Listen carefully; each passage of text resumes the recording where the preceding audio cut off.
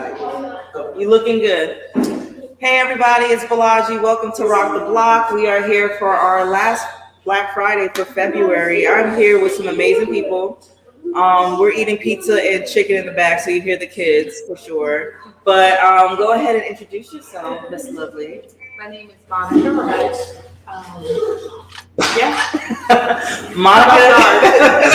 Monica joined us today. She's a friend of RJ's, and she's here with her husband, who's dodging the camera too. But no tea, no shade. But we are here. We watched School Days today, and this is probably my second time watching it, so it was a good refresher. But we're gonna decompress or just kind of unbundle all the different things in it and how it really relates to the Black community, because HBCUs are really important. So I'm waiting for RJ to get up here. But if you can, go ahead and give your background, because you did graduate from HBCU. Well, let me rephrase. I went there for a year. Okay. Hey, an attendance is an attendance. And then I did transfer to Bradley University. But the year that I was there, it was quite the experience. Especially coming from an all-Catholic high school and transitioning to a HBCU, it was off the chain. From the football games to just the history behind it, understanding the importance of our culture. It was amazing. It was a great experience. Oh. So let me ask you a question. Seeing how there's an empty chair there, would you like to choose any of our guests tonight to come and join you? Because it just looks like somebody should be sitting beside you. AJ. Oh, AJ. Everybody give AJ a hand.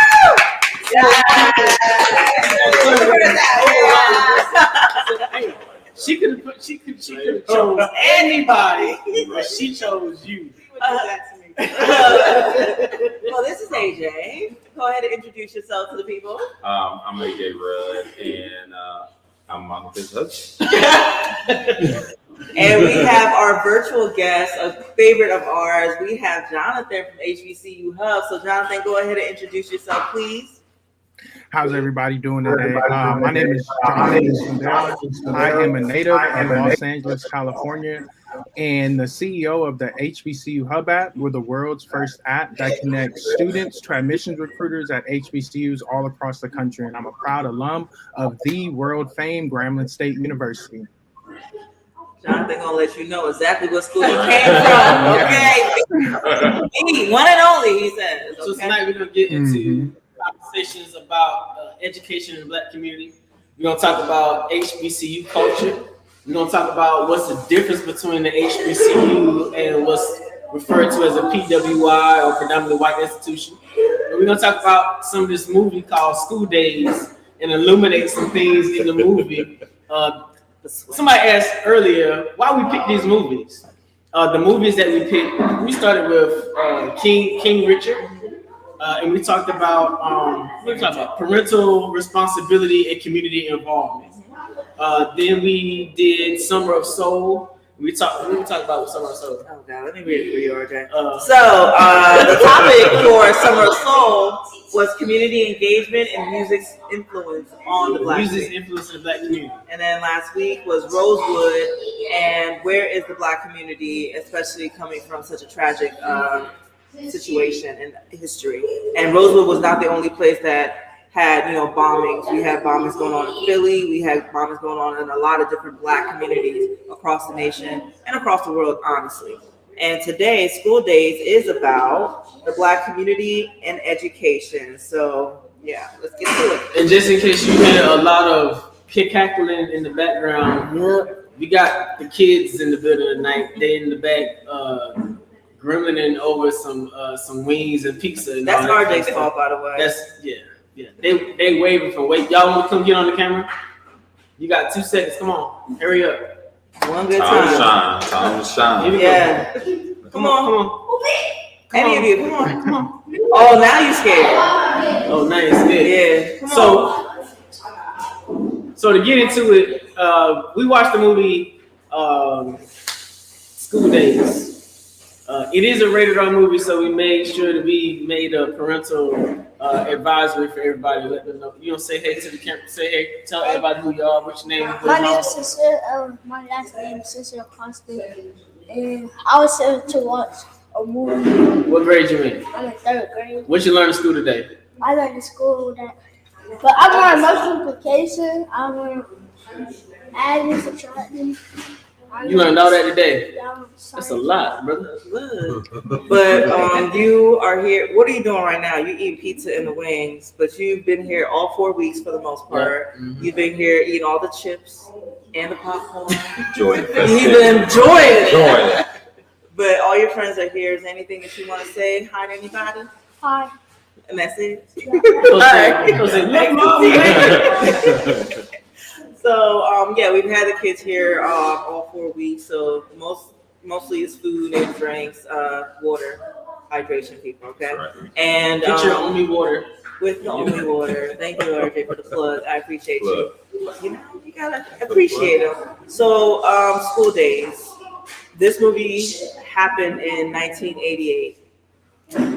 I was born in 1988, so this is a culture shock for me. But for those who are more, seasoned, Experience. what was this like for this movie during your time, sir? Ooh. Yeah. Let me see. 1988. I wasn't quite able to watch R-rated movies in 1988. I was a church baby, so I was, shielded from the debauchery until around 12th grade. Back in those days, you really did have to be a certain age for them to let you in the theater to watch this kind of stuff. It wasn't like anybody could just get in, not only because of the subject matter, but because of the things that they were exposing you to, which is a big difference between then and now. School days sort of prepared you for what you would hear about with HBCU culture. Party schools.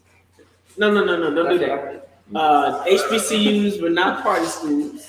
HBCUs were tell them about it, Jonathan. HBCUs are not party schools. Tell them. Not at all. Not at all.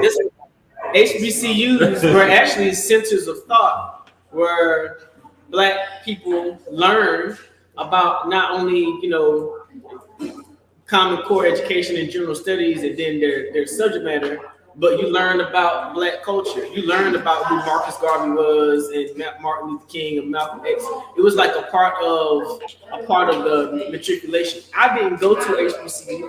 I went to East Carolina University as an undergrad, but later on in life, I was able to get a job in higher education. My first higher ed job, I was an admissions counselor at St. Augustine's University. It used to be St. Augustine's College when I was there. I was a admissions counselor and recruiter, so I went all over the country recruiting students for that institution. And then in 2012, I was recruited to be the director of institution advancement, planning and technology of Shorter College, which is the nation's only 2-year private historically Black university. It was a whole thing. Building the college, we had 4 potential students when I went. We ended up with 250 students when I left, and with other satellites in the juvenile justice system. So at the time, I was the youngest executive administrator of any HBCUs in the country. And it was an amazing opportunity to see us give a lot of value back to something that our ancestors and our families and our grandmas and them built, and then to see it regenerated and have a renaissance period. It was just amazing to be a part of that. I don't really tell that story very often, so I had to get it all out. You did, because I want to see what Jonathan has to say about that, because Jonathan gives, well, I've interviewed him before, and he really gave a full explanation of what the HBCU experience is, from just getting there. So Jonathan, I would love for you to give that story again for everybody to understand what it was like from you were supposed to go to a different school, but then ended up going to an HBCU. So if you can give that story, because before Jonathan comes, can he come on his camera? Because come on, come both of y'all, show everybody who you are. Now y'all scared again? Okay, come on. Tell it. Say excuse me. Hi. Oh my God. So Jonathan, it's your floor. Go ahead. I appreciate that. And really to second that sentiment, HBCUs were created to cultivate Black excellence and Black knowledge. You know, the founding the founding tradition of HBCUs was because we as Black people weren't allowed in education. Texas Southern was created because they weren't allowing Black people at Texas University. So carrying that tradition and understanding that we stand on the shoulders of giants really gives us a different sense of responsibility. Speaking a bit of what Bolaji was talking about, I was actually headed to Tulsa University for a Division I football scholarship. And senior year, 2 weeks before my first game, I blow my knee out, tear my ACL, lose my scholarship. And at that point, I'm damaged goods to all these bigger PWIs. My dad had went to Grambling State University, and that's what ended up leading me to Grambling State University. And that was really one of the best decisions that I could ever make. Wow. And what was it like when you got to Grambling? Because I know you said that just coming and realize just the culture, how it was embracing, it was a family atmosphere. If you could delve into that as well to let other people know what's going on at these schools as well. Oh, definitely. When I first got to Grambling, I went out of state for school because I'm from Los Angeles, California. Grambling is all the way down in Louisiana. So I was completely away from home, really nervous. One of my first times actually sitting on campus, I was eating in the caf by myself. And out of nowhere, this group of girls who were sitting at a table, they said, "What are you doing?" And I'm a freshman, I'm 18 years old. I thought I did something wrong. And they said, "Why are you sitting there eating by yourself?" I'm like, "Well, I don't know anybody." They said, "Well, we don't eat by ourselves here." So just that right there just made me feel like, oh, this is home. I could survive the next 4 to 5 years here. Yeah, there is definitely a home family culture when it comes to HBCUs. And as soon as you get on campus, people pretty much swarm you, surround you, find out who your people are. You know what I'm saying? It's like a neighborhood type environment. Everybody sort of takes care of each other. But just like we saw in school days, there's a lot of other stuff that happens in HBCU culture. So before we get into the dirty of it, let's talk about homecoming. Because HBCU homecoming is an experience like we ain't never had. Have y'all ever been to HBCU homecoming before? Y'all deserve Did you? to go to Okay, HBCU so I want to hear homecoming. your experience because this is freshman year. I know it was wild. Freshman year was off the chain. I think that's when I met New Edition, Trey Songz, like for a week straight, every day around like lunchtime. I actually wouldn't even go to my class just to go into our little. Your mama about to be watching this. You're not supposed to be. Yo, this You is know, she grown now. She grown now. She's grown now. I'm gonna be calling like, I'm sorry, but you don't know who I just met. Like, I'm in the cafeteria. I mean, it was an amazing experience every day. I mean, and then it was like, I'll be like, okay, so because I play basketball. So I'm like, okay, I'm just in my sweats, my jersey.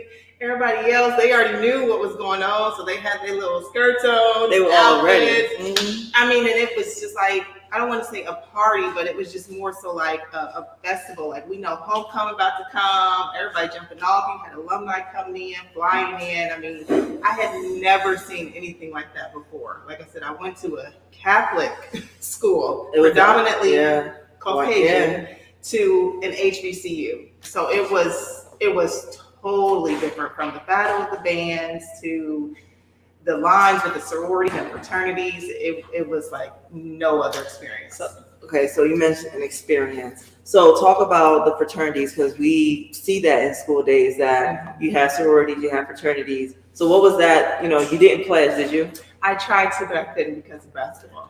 That is a conflict of interest. I'll let you know that. It is a conflict of interest. It is not a conflict. It is a conflict of interest. You know, it's hard when you have, you know, other obligations. So when I endeavor in my process of membership intake, we didn't call it that back then. It was still pledging. I was an ROTC cadet. So I had to do like 6 a.m. PT sessions, make it to class, make it to school, and have my nightly festivities of educational information. So Richmond. yeah, and that stuff. And honestly, the people in ROTC did not feel like I needed to join the fraternity. They were like, "We're already a family. This So is they your know. brotherhood." It was sort of like athletes. It's like Yeah. when you get together, it's Athletics like that's who is- you with. no. The track team is with the track folks. The football players with the football folks. The basketball players with the basketball folks. The ROTC, the Army ROTC people is the Army folks. The Air Force ROTC, it's just like it's clicked up nation. And I didn't understand that. And I think that's why I was just like, I couldn't be bothered with fraternities and sororities because it already felt like basketball or athletics in general was that. And the cliques were so crazy because as a basketball player, but I ran track, at one point. And I had friends from all walks of life, even the lacrosse guys. Like I knew people in lacrosse, field hockey. I was always hanging out with everybody. And then to hear, oh yeah, we heard you was with them, and I was that person too, because I just didn't understand why we couldn't just enjoy each other. So now when I see sororities and fraternities, sometimes there is some fighting, but there's a camaraderie at certain points. I don't think the fighting has to do with fraternity sororities. I think that the fighting has to do with people. It's the people condition. It's it gets personified as fraternity sororities. Just like Baptist folks don't fool with Pentecostal folks. I mean, just like people on the west side don't fool with people on the east side. It is a human thing that causes us to group ourselves with other people and then sort of fight for our territory. It's sort of like that. We saw it a lot with the track team versus the football team. Now, the fraternities, it is very competitive, but at the end of the day, we all know that we all know the purposes for what we pledge, ourselves to. So at the end of the day, we it's really everybody together. So what did you pledge? You haven't mentioned.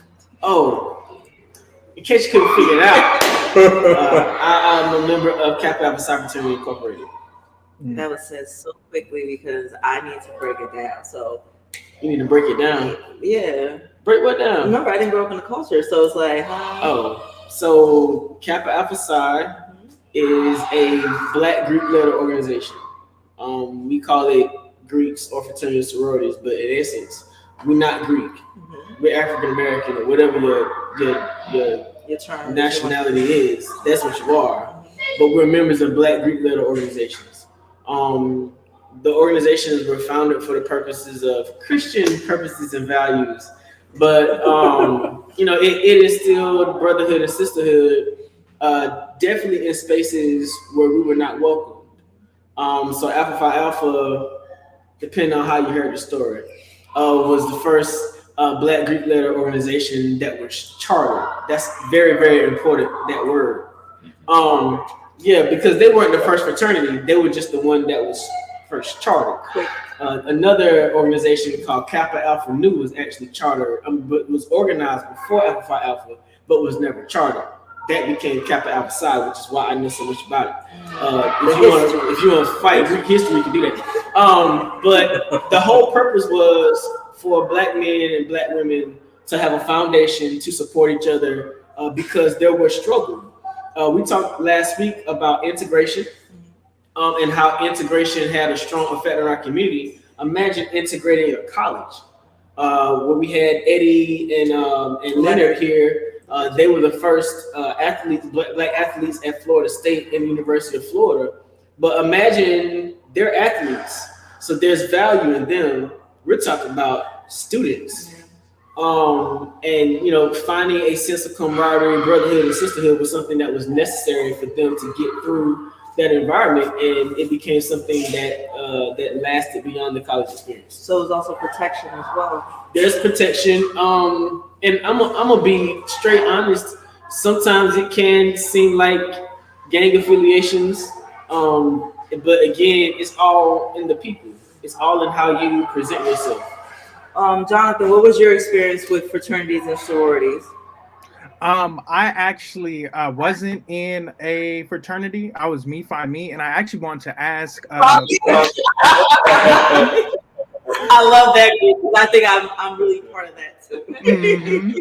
And I actually want to ask a question about that. Being a Kappa, and we see in school days they touch a bit on Greek life as well, and the rites of passage that you have to go through to earn those letters. Can you kind of speak to the rite of passage that you have to go through and how you feel that made you better as a man at the end of it?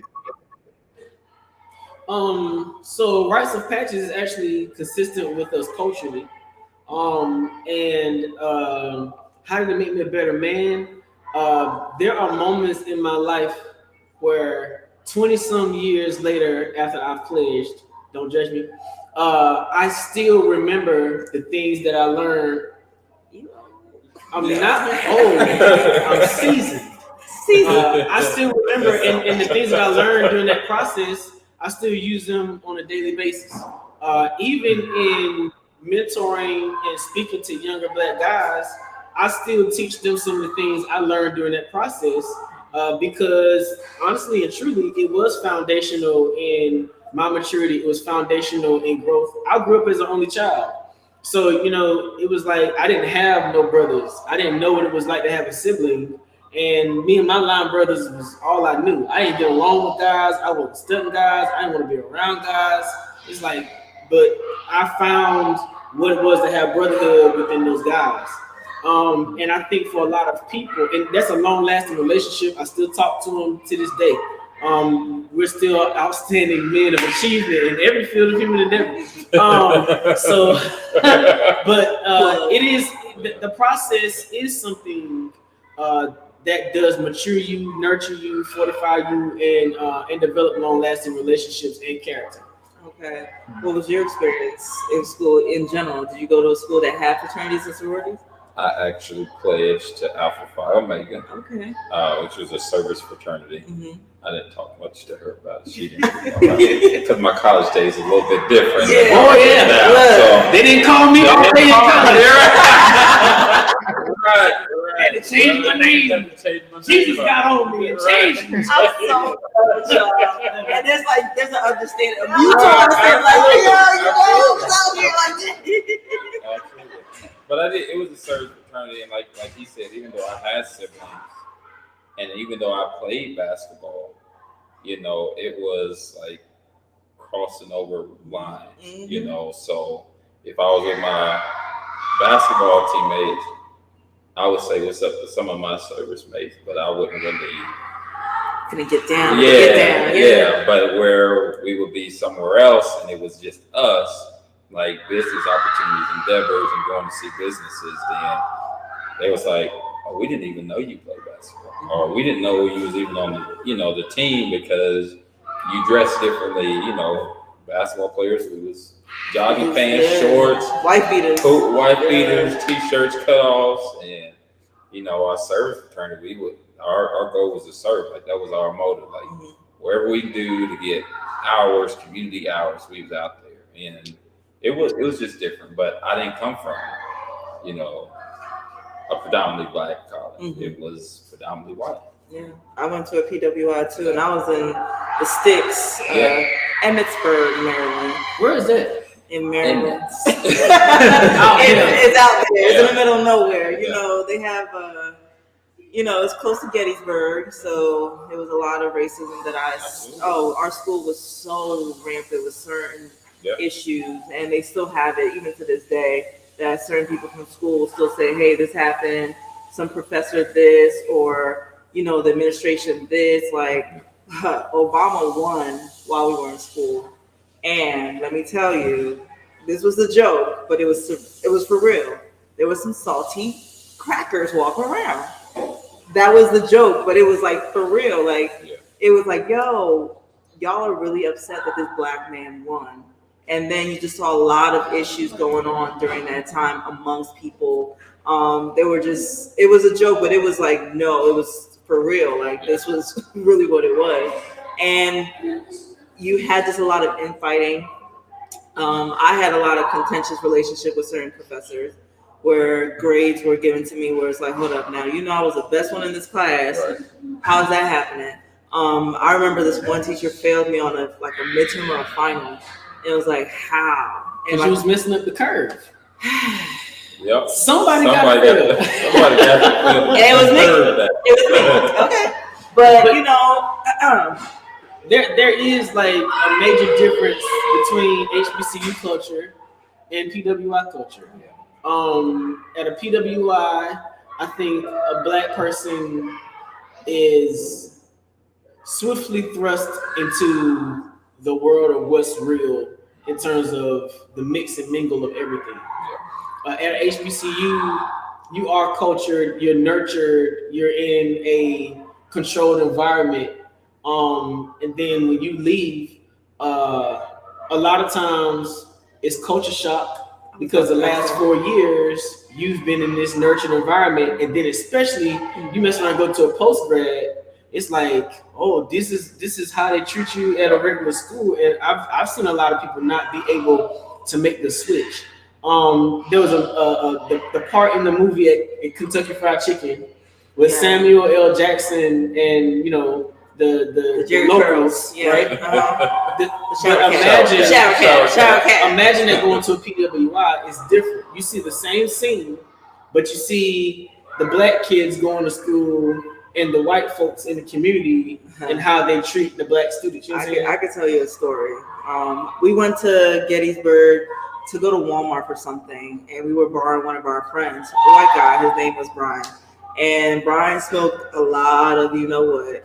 And so I was like, "Yo, Brian, I don't know." He smoked a lot of reefer or you know grass. What other terms can I? You know, he was. He was out there. But because I knew he had stuff, I was like, "Yo." So the person who drove with me, I was like, "Yo, take all his stuff out the car. We're borrowing this guy's car. It's 2 black kids in a white-owned van. It's not going to." And that was just my spirit telling me something was going to happen. We get pulled over on our way back from Gettysburg, and the way these cops were looking, whose car is this? You got a Jersey a Jersey license. Why are you driving a Maryland car? Like, it was so hostile. And I was like, see, because they were looking in the car like they were just ready to do anything. And the locals would wonder, hey, why are y'all here? Y'all taking all the good jobs. And it's like, hold up, we're going to school. But then I've also experienced, just like they experienced with Sam Jackson and them, where even our people hate us for going to school. Yeah. Who do you think you are? You uppity just because you went to college, you think you better than somebody? It's like, hold up. But you saw the one character, he said, I'm just trying to better myself. Not saying we're better than anybody else, but better my situation. He wanted to eat, what was the kind of steak he wanted? He wanted sirloin. He wanted sirloin. I was like, well, I want some filet. I want this. See, you that's me. She got me in college, you want some anything other than some ramen noodles. Right. I ate ramen. Ramen was good. You know, I had Progresso. You know, champs. Oh, I had you was some bougie. Progresso. My mama bought it for me. See, you was Progresso. Nah. We ate. So talking about the difference between haves and have-nots, let's talk about what was called the wannabes and the jigaboos, right? So in the movie, you got the jigaboos, which are those who are less cultured, I suppose. They had nappy hair, or natural hair. These terms are getting hold on. I had to watch. Hold on. It's nappy kinky versus process. That's what it was. No, so let's go further. We had a lot of colorism going on. Okay, you were hearing, oh, you know, tar, this and all. Like, these are terms that I heard growing up. I was told that I was dark, I was ugly, I was all that stuff, and you literally saw those characters, even though it's a movie, stating the same things that are truly what our culture says. Your hair's nappy. You know, just because I didn't process my hair or straighten it or color it, I wasn't born with whatever color eyes, does not make me a degenerate. And that's how they treated them. And you even saw, like, you know, making it seem like it was just nasty. So that is a part of our culture. So did you notice that in the KFC scene, Lawrence Fishburne and them were the wannabes and Samuel Jackson and them were the jigaboos? So it wasn't just something that was on campus between lights and darks, straight and natural. it was educated versus non-educated. It was like infighting all the way through in the community, not just on campus itself. It's every type of relationship that you find yourself in. You will find one person who thinks that someone is trying to up them, the term. One up them. Thank you. It was the Nigerian part coming out of my mouth. But yeah, it wasn't, the term wasn't coming out. But it was just the fact that you have that. And I'm talking about any relationship from, older versus younger. You have that where someone think, you're trying to come in and take my jobs. These days you have the job force having that issue. What would you guys say in your life that you've seen those kind of interactions, or have you experienced those kind of interactions yourself? I actually experienced that a lot. Like I said, just in high school alone. And then where we lived was predominantly white, in the suburban area. So it was like, I think we were it was only 2 African American families out in that area. And I was the type of person sociable to everybody. Yeah. Like, I'm speaking, having fun, but it was like I was looked down upon with my other African American friends, because it's like, okay, well, why are you talking to her? She's Japanese or she's Caucasian, Yeah. So it was sort of hard for me to balance that, especially the type of person I was and how I was brought up, my morals. It was just really hard. And how did that go with basketball? Because basketball is whoever has skills that plays. Exactly. Sometimes it's more black girls, but I was usually sometimes the only black girl on most of my teams growing up until I got to high school. I was literally like the only one. I remember middle school, it was all white team and I was the only black girl. Yeah. And it was just like, okay, pass the ball to her. her. And then it was, okay, I was also tall. So it's like I was playing the forward and the center. But then it was like, okay, now I was too aggressive in my stuff. And it was like, hold on, she done try to punch me and I just blocked her out and I'm the aggressive one. So you see those things the contention is real. And you play ball. Did you ever experience your stuff? Well, I actually so I did the opposite. So I came from an inner city, 70, if not more, percent African American. So we was inner city, and it was a shock because I grew up in a predominantly white town. So I ain't gonna give a shout out to, because it's about 6, maybe 15,000. But Yeah. but I come from that to an inner city school, and it's a shock to me. It's a culture shock. Like, I'm not used to seeing this many black people. They look like me, but then you had that thing where it was like, are you black? Are you all black? How you talk? You talk country. You got a little slang. You got the twang on your voice, and it went from that to finally getting used to that to then going to all predominantly white school, where the only black people that were there were athletes. And so if you were an athlete, everybody loved you.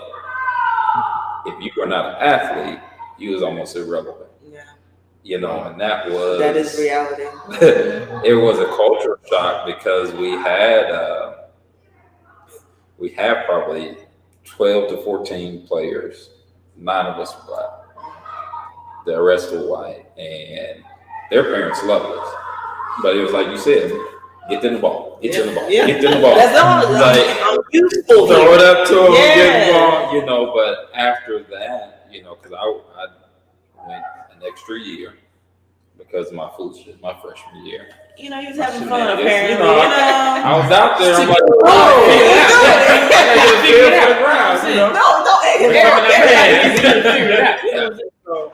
it was like after I stopped being like an athlete, I was like a student coach, and all those parents who I was like that love me, like, you guys need this, you need that. It was kind of like, hey, like, even though I was still at the same school, because I didn't have my jersey on, it was like,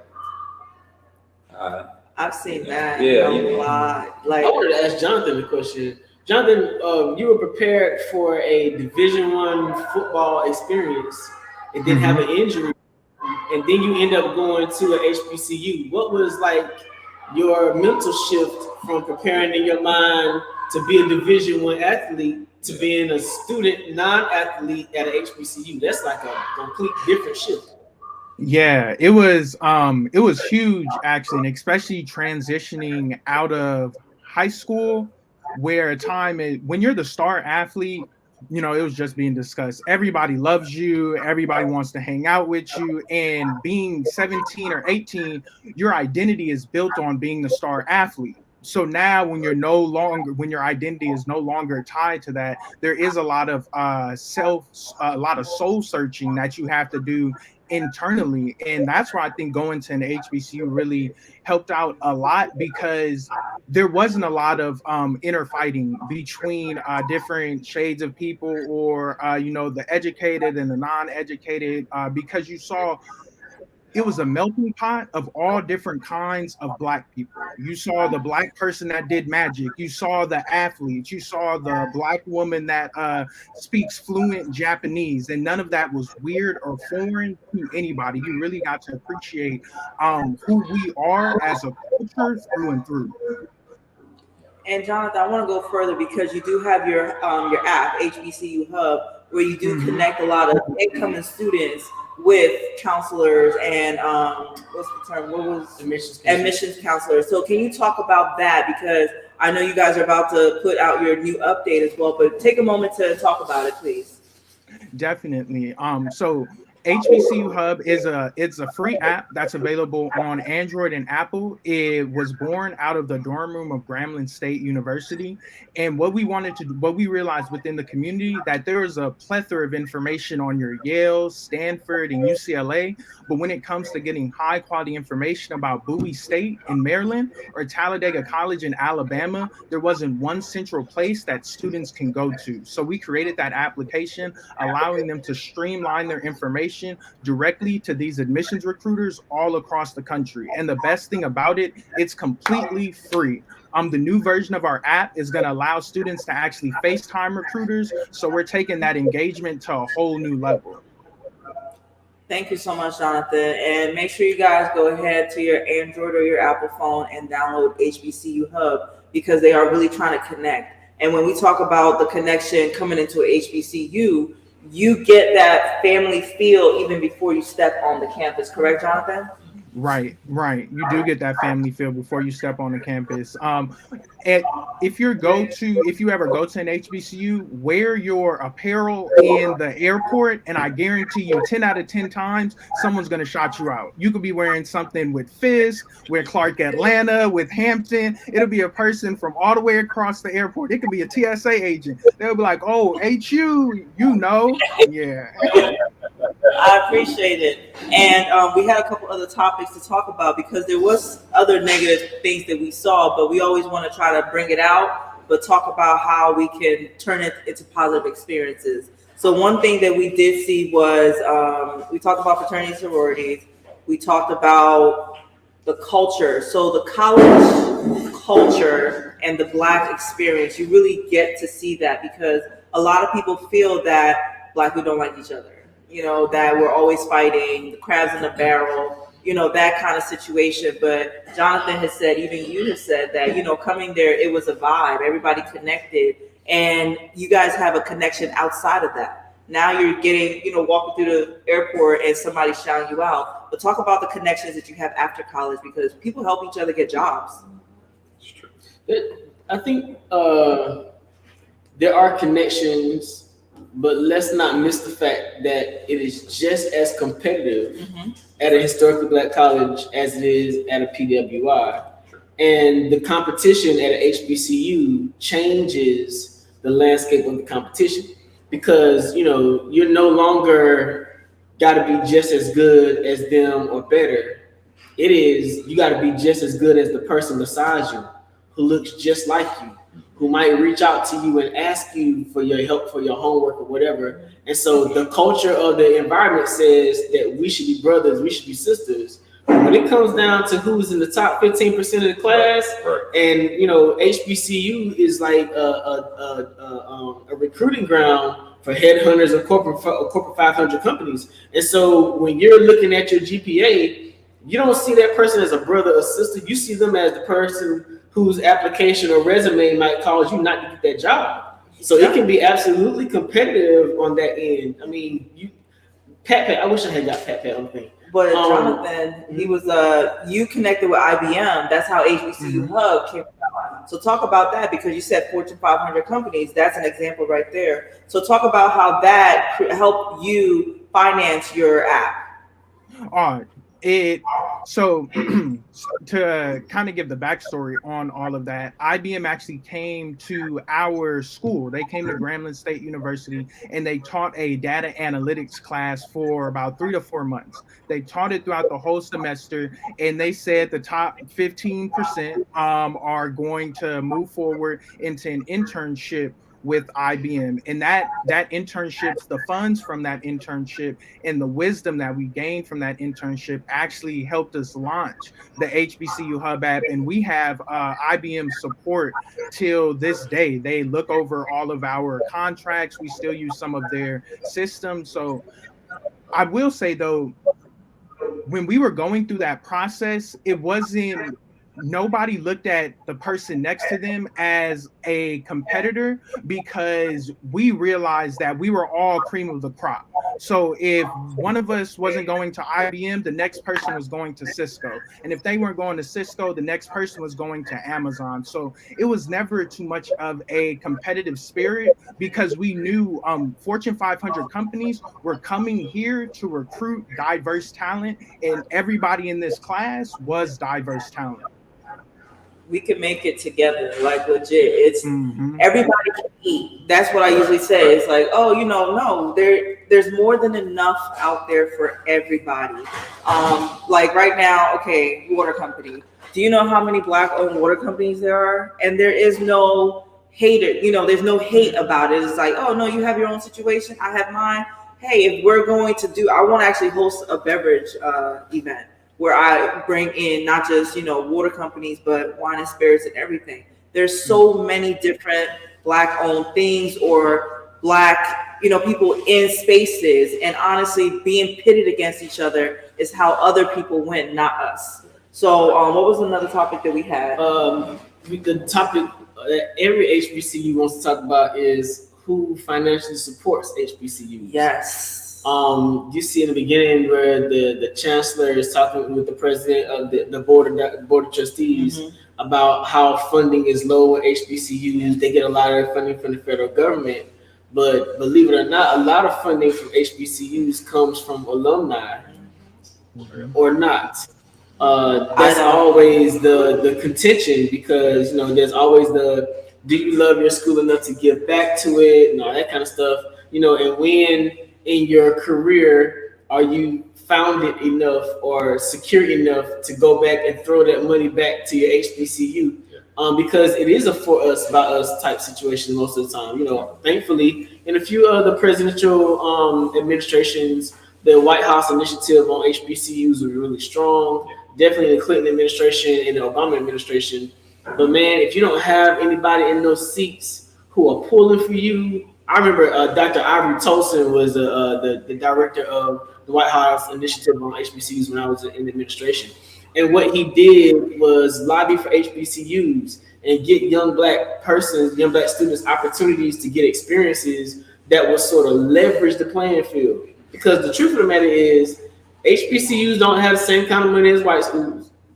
They don't get the same kind of support. Right. They don't have the same kind of experience. They don't have the same level of computers. They don't have the same budget for recruiting. HBCU college athletes don't get the same kind of experience as a Division I athlete.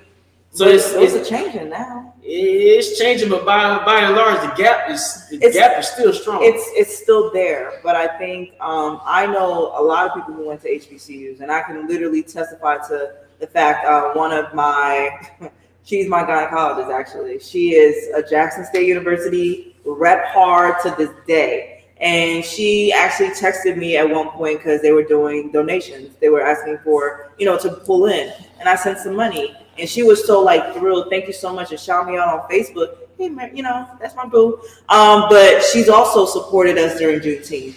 There's so many different things, and now Jackson State has Deion Sanders over there. So there's a lot of publicity that has come to it. They just held almost like a showcase this past weekend, where I know now that there's so much eyes on HBCU sports. So my issue personally is that I don't want it to be overrun by others for publicity. I want the finances to truly go to the school. I want the reparations of it all to go to the schools. You know So what I'm saying? that's a thing. It's like you can't want something out of my hand, but not put something back in my hand. Absolutely. So it's that gets back to the for us by us.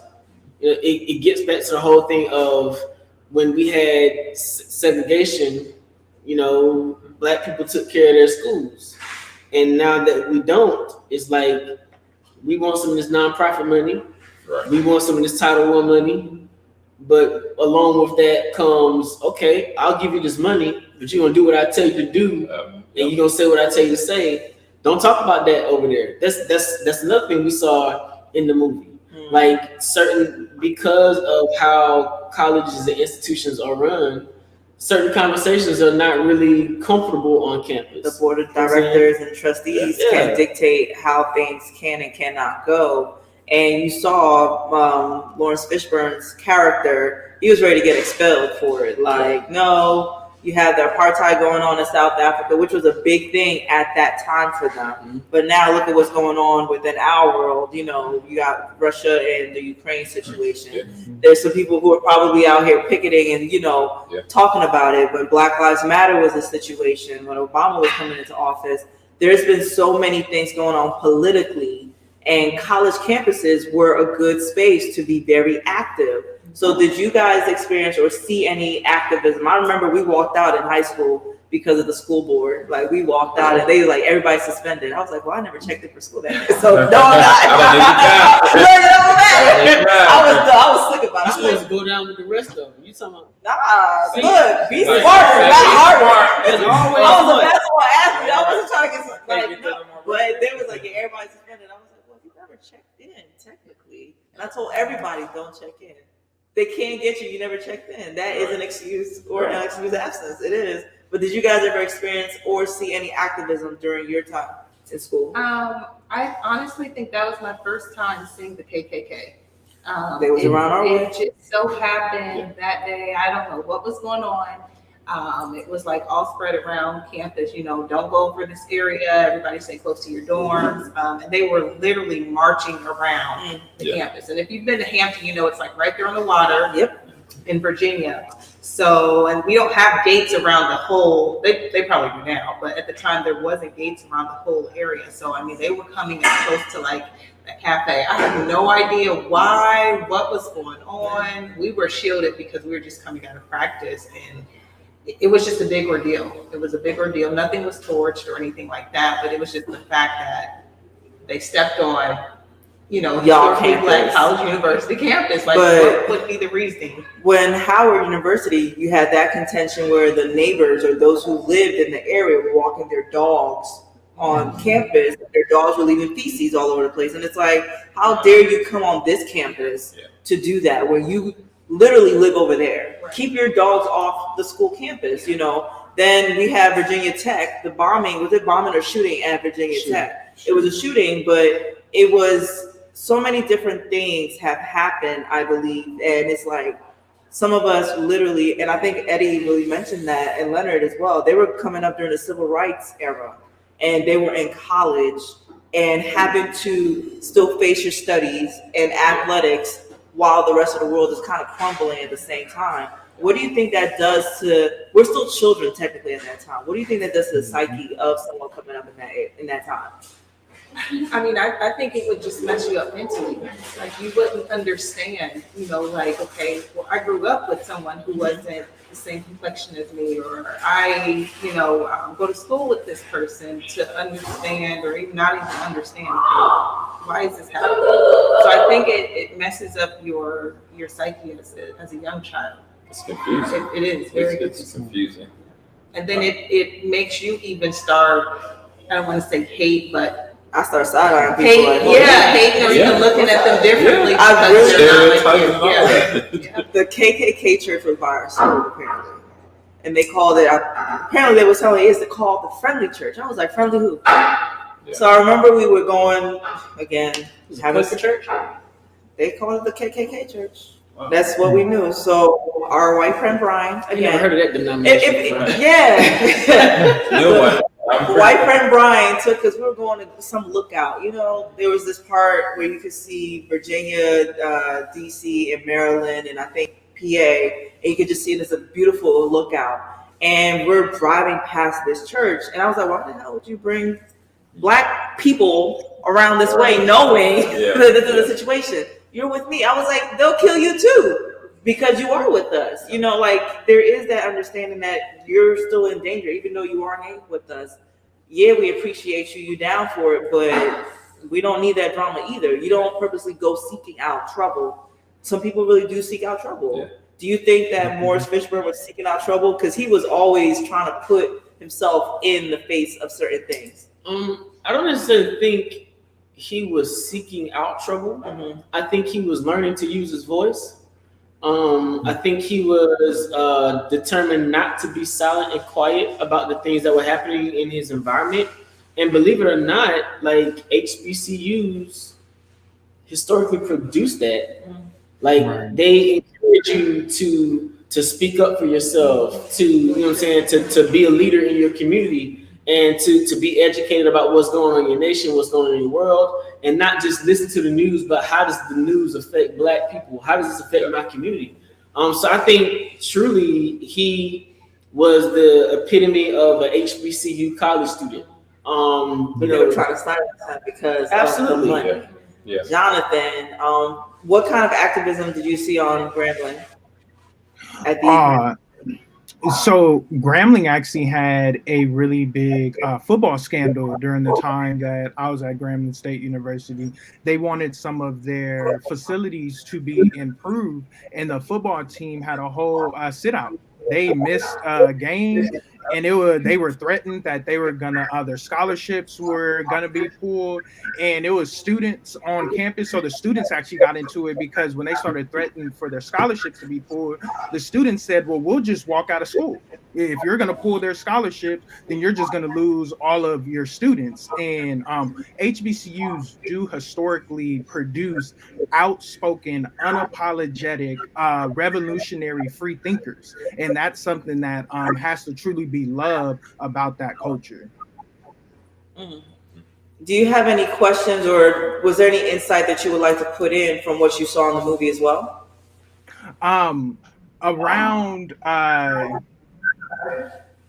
I wouldn't say not necessarily insight, but I can say that I can relate to that sense of having to speak up, and people thinking that you're always looking for trouble, when it's not that you're looking for trouble, it's trouble finds you. You know, if you live in a world that is wrapped in systematic racism, trouble literally finds you. And when it knocks on your doorstep, you have a decision to be quiet about it or to do something about it. And I think repeatedly in the movie, from different characters, we saw again and again characters that were going to do something about a problem that they saw within the system.